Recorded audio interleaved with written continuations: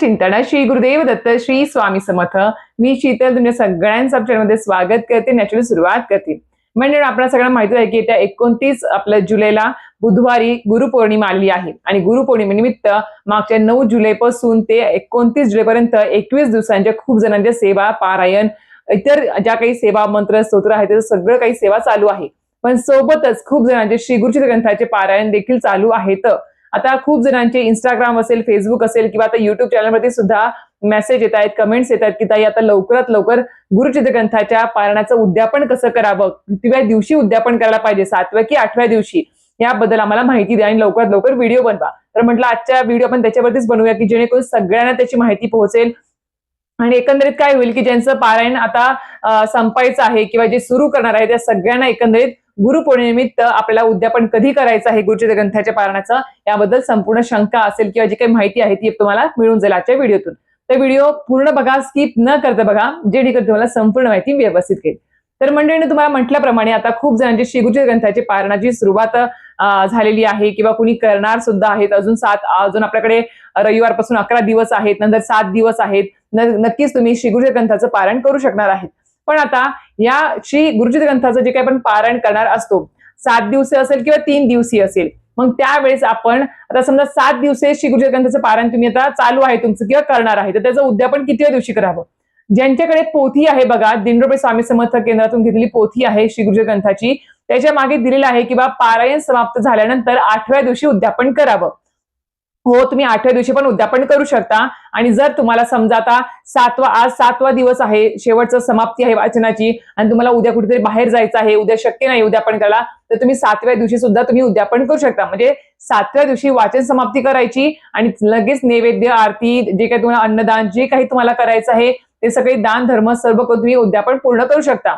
आणि ज्यांना शक्य असेल त्यांनी 7 दिवसाचं पारायण पूर्ण करावं आणि 8व्या दिवशी उद्यापन करावं। कसं का होतं, कारण की आपल्याला माहिती आहे की शेवटचे अध्याय देखील भरपूर आहेत आपल्याला समाप्त करण्यासाठी आणि आपल्याला दुपारी 4 वाजेपर्यंत समाप्ती करायची असते, वाचन पूर्ण करायचं असतं श्री गुरुचरित्र ग्रंथाच्या पारायणाचं। ब्रह्ममुहूर्तापासून दुपारी 3 वाजल्यापासून ते दुपारी 4 वाजेपर्यंत, पहाटे 3 वाजल्यापासून ते दुपारी 4 वाजेपर्यंत आपल्याला वाचन पूर्ण करायचं असतं। त्यात दुपारी 12 साडेबारा टाइम स्किप करायचा असतो। त्याच्यामुळे आपल्याला ज्या दिवशी उद्यापन असतं त्या दिवशी समजा तुम्ही ठरवलं की 7व्या दिवशी मला उद्यापन करायचंय, तर तुम्हाला सकाळी लवकर उठावं लागेल, लवकर वाचन समाप्त अगोदर करावं लागेल, मग देवपूजा आली, स्वच्छता आली, मग नैवेद्य पूर्ण बनवायचा आहे। आणि त्याचा एक नियम असतो की ज्या दिवशी उद्यापन आहे आपलं त्या दिवशी काय करायचं असतं, आपल्याला सकाळी 10:30च्या आरतीपर्यंत, सकाळच्या 10:30 पर्यंत तुम्हाला नैवेद्य पूर्ण करता आलं तर अतिशय उत्तम, नाहीतर 12 वाजेपर्यंत का होईना आपला नैवेद्य पूर्ण तयार ठेवायचा असतो आरती वगैरे करण्यासाठी। तर आता ज्यांना शक्य असेल त्यांनी 10:30 पर्यंत आपला नैवेद्य तयार ठेवायचा आहे, नाहीतर 12 वाजेपर्यंत तुम्ही आरती करू शकता। आता खूप जणांना जॉबला जायचं असतं, जॉबवाल्या ज्या आहेत वर्किंग वुमन्स आहेत त्या सुद्धा त्यांची सुद्धा इच्छा असते पारायण करण्याची, त्यामुळे त्या सुद्धा पारायण करतात ब्रह्ममुहूर्तावरती उठून। मग त्यांना समजा समाप्ती 7व्या दिवशी तुम्ही सकाळी ब्रह्ममुहूर्तावरती केली तर तुम्हाला आता उद्यापन करायचं, तर कसं करणार, तर तुम्ही 8व्या दिवशी निवांत करू शकता। एखादी सुट्टी भेटली 8व्या दिवशी उद्यापनाला, उद्यापन दिवशी सुट्टी टाका, वर्किंग वुमन्सनी सांगते आहे, त्या दिवशी तुम्ही उद्यापन करू शकता। आणि ज्यांना शक्यच नाही आहे 8व्या दिवशी पण सुट्टी टाकून करणं, तर काय करायचं, 7व्या दिवशी ब्रह्ममुहूर्तावरती तुम्ही वाचन समाप्ती पूर्ण करून घ्यावी। संध्याकाळी जरी तुम्ही नैवेद्य आरती दाखवलं, एखादं ज्यांना जेव घातलं, अन्नदान केलं किंवा केंद्रामध्ये दान धर्म केला तरी सुद्धा चालणार आहे। संध्याकाळी सुद्धा तुम्ही नैवेद्य आरती करू शकता। संध्याकाळचं टायमिंग तुम्हाला एक सांगते, 6:30ची आरती आपल्या केंद्रात होत असते बघा, जमलंच तर 7:30 पर्यंत तुम्ही आरती नैवेद्य तयार ठेवा आणि तुम्ही सर्व काही करून उद्यापन करू शकता, तसं पण चालेल। ज्या वर्किंग वुमन्स आहेत त्यांच्यासाठी सांगते आहे, ज्यांना शक्य असेल त्यांनी नक्कीच 8व्या दिवशीच उद्यापन करा, जेणेकरून कसं असतं तुमचं निवांत फक्त नैवेद्यच आपल्याला करायचं असतो 8व्या दिवशी, त्याच्यामुळे आपल्याला 8वा दिवस हा दिलेला असतो। आता अजून एक गोष्ट ती क्लिअर करेन मी तुम्हाला की खूप जण कन्फ्युजन होतं की 7व्या दिवशी तुम्ही म्हणतायत उद्यापन करायचं, मग पोथीमध्ये 8व्या दिवशी दिलेलं आहे। कसं असतं, ज्यावेळेस दत्त जयंती असते बघा, तर दत्त जयंतीच्या सप्ताहामध्ये आपण दत्त जयंतीपर्यंत 7 दिवसाची वाचन समाप्ती होत असते आणि आपण 7व्या दिवशी दत्त जयंतीला उद्यापन करत नाही, 8व्या दिवशी करतो, कारण की दत्त जयंतीला उपवास असतो म्हणून। आणि ज्यावेळेस स्वामी समर्थ महाराजांची पुण्यतिथी सप्ताह काळ असतो एप्रिल महिन्यामध्ये, त्यावेळेस 7 दिवसाचा सप्ताह चालू असतो, त्यावेळेस ज्या दिवशी 7व्या दिवशी स्वामी महाराजांची पुण्यतिथी येत असते त्या दिवशी आपण उद्यापन समाप्ती वाचन समाप्ती सगळं करत असतो, त्यामुळे लोकांना कन्फ्युजन होतं म्हणून सांगितलं सुरुवातीला।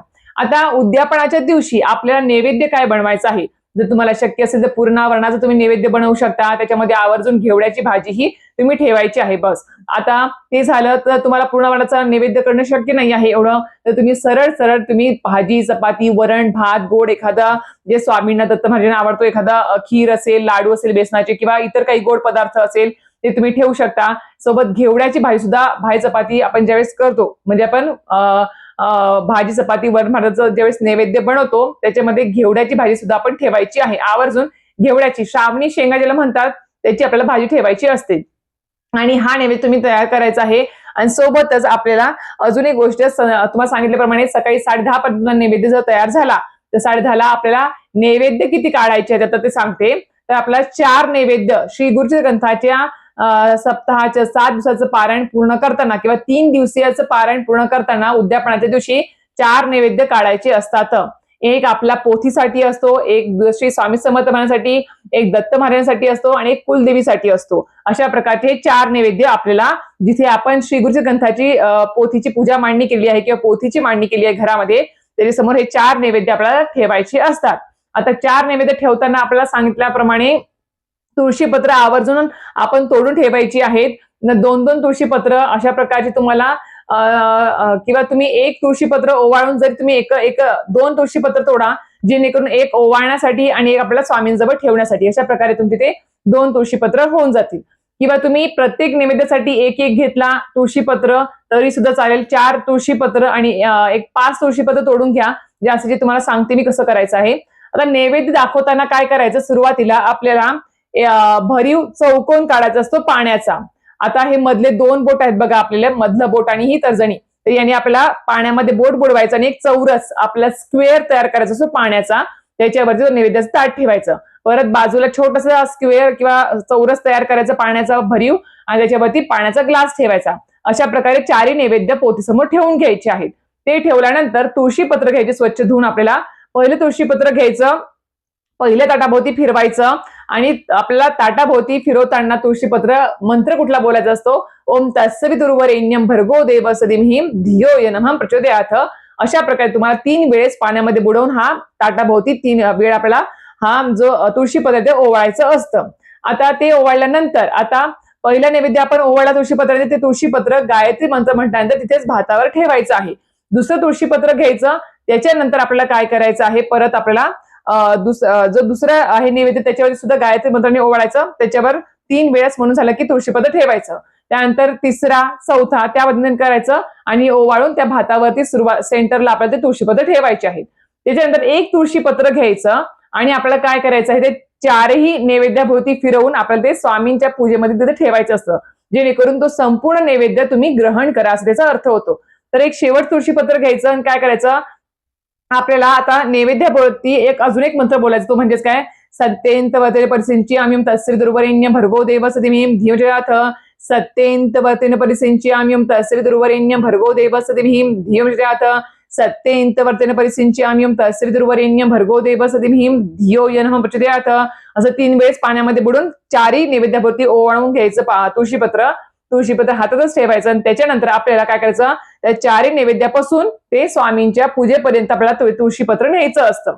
मग काय म्हणायचं मंत्र, ओम प्राणाय स्वाहा, ओम अपणाय स्वाहा, ओम व्याणाय स्वाहा, ओम उदनाय स्वाहा, ओम समणाय स्वाहा, ओम ब्रह्मणे अमृतत्वाय स्वाहा. असं म्हणून जे देठ आहे तुळशीपत्राचं ते स्वामींकडे येईल, दत्त महाराजांकडे असं ठेवायचं पूजेमध्ये आणि तुळशीपत्र तिथे ठेवायचं, जेणेकरून हे संपूर्ण नैवेद्य अन्न तुम्ही ग्रहण करा. ही झाली विनंती. अशा पद्धतीने शास्त्रोक्त पद्धत असते नैवेद्य ठेवण्याची आणि मंत्रसूत्र बोलण्याची.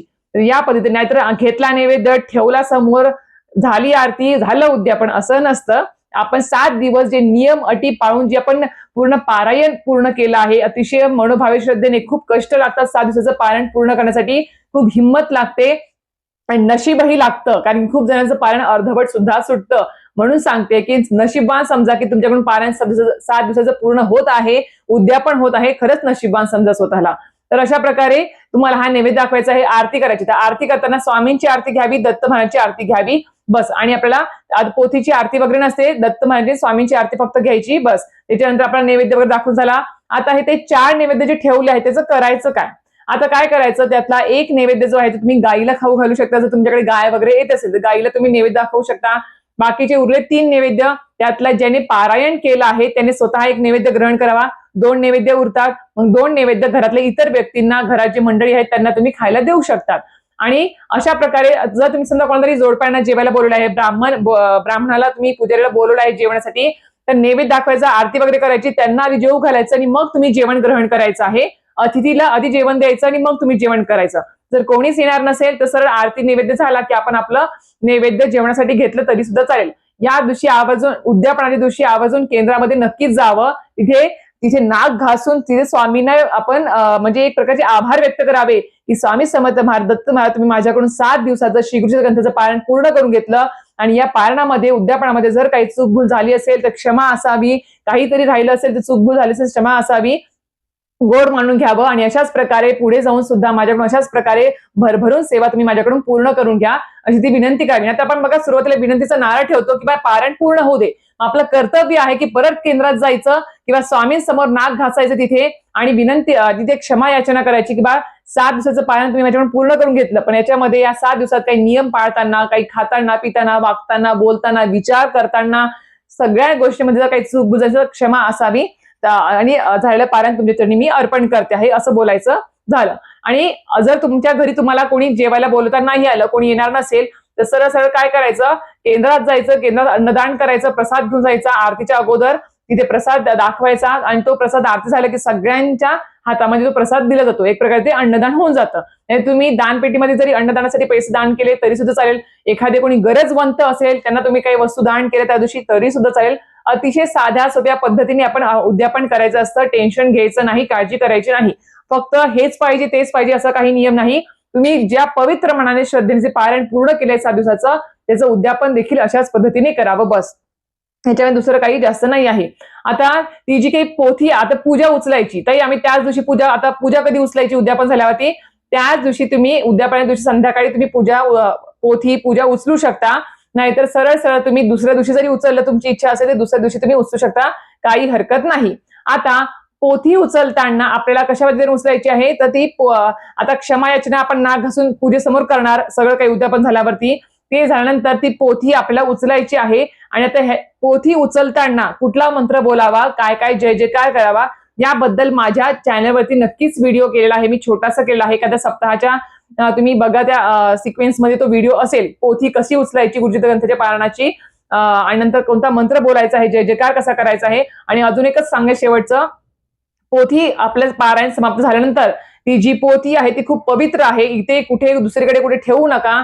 ती अशा ठिकाणी छानशा कपड्यामध्ये गुंडाळून ठेवायची आहे की जेणेकरून त्याला कुठला हात लागणार नाही. ज्यावेळेस फक्त पारायण करायचं असेल 7 दिवसाचं त्याच दिवशी ती पोथी आपल्याला बाहेर काढायची असेल, पारायण करायचं असतं. इतर वेळेस त्याला जास्त काही शिवत लागायला होता कामा नये. एवढी पवित्रता तिची पाळावी लागते. आपल्याला नवनाथ ग्रंथ मोठा असेल, श्रीगुरुजी ग्रंथ असेल मोठा ग्रंथ, त्याची पवित्रता पाळावी लागते. म्हणून सांगते आहे, नक्कीच आपलं जे काही पारायण चालू आहे किंवा ज्यांचं पारायण पूर्ण झालं आहे किंवा जे करणार आहे, नक्की श्री स्वामी समर्थ दत्त महाराज तुमच्या ज्या काही इच्छा असतील किंवा जे काही तुमचं पारायण आहे ते निर्विघ्नपणे पार पडावं ही स्वामी चरणी प्रार्थना, दत्त महाराजांच्या चरणी प्रार्थना करते. आणि आजचा व्हिडिओ तेच थांबवते. व्हिडिओ आवडला असेल तर नक्कीच व्हिडिओ लाईक आणि सबस्क्राईब करायला विसरू नका. श्री स्वामी समर्थ.